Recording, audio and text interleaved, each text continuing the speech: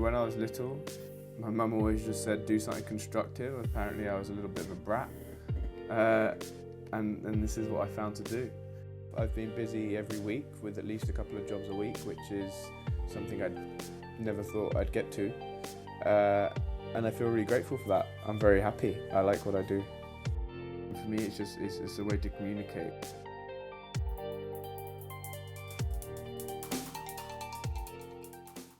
I started doing storyboards when I was at uni, helping out on people's short films and doing little side projects. Everyone's always quite surprised that I didn't do an art degree or anything like that. And studying film in Westminster actually gave me a lot of confidence to do storyboarding, because I was quite confident in my drawing before, but I don't think I would have been quite so confident to get involved into production, into TV, because it's a completely different world. And so I wanted to know about that. It could be they're all out. Oh, there's an appeal. It's a tense moment. Not out. The first job I had was me really pitching for it. I was working as a runner at this production company. This director had said you should go for it. I did a storyboard of 6 frames, and it was a little story about a guy who worked as a runner, left a storyboard frame on his producer's desk, and the producer gave him a job, and then everyone had a party. So I left them this, and the producer liked it, and then asked if I wanted to storyboard the Joseph and his Technicolor Dreamcoat music video. The storyboards are the first indication of how the film or the story will look. You don't worry so much about the details, but you just want to see the basic expression. You want to see the shape, the composition, and how these images match up next to each other. Time management is important, yeah. There's always a schedule, and I always ask that up front. When do you need it by? Because that can affect, because if you know ahead of time how many stories, if you need to do 70 frames within 8 hours, you need to tell them in advance that they're going to be very basic frames. So you need to be able to manage your time and manage the client's expectations. There was one job not too long ago when I started at a company called Itchy. On my first day, when I saw what the project was, it was one of these moving image graphic novels to go online to promote a computer game.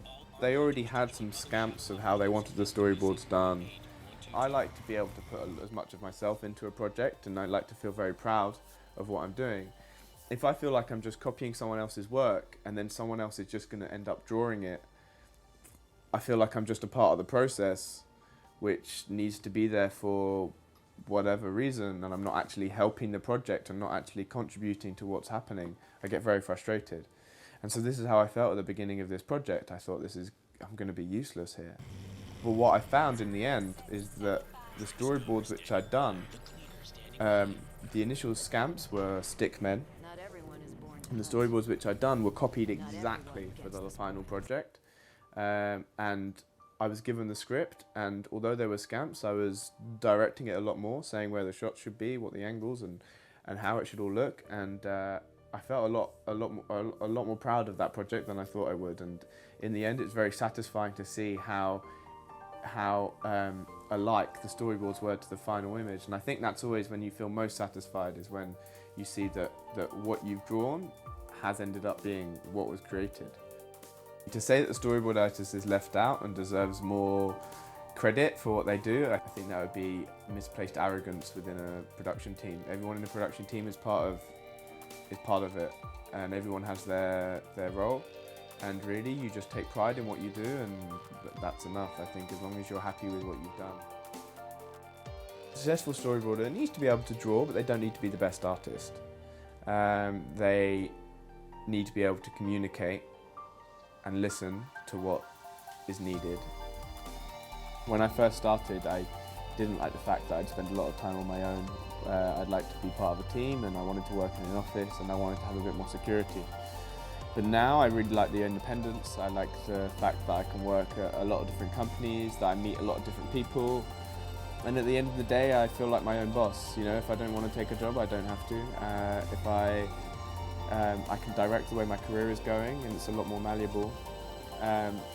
So I'm a lot happier with this now. To begin with, it's an anxious journey, but it works out for the best, I think.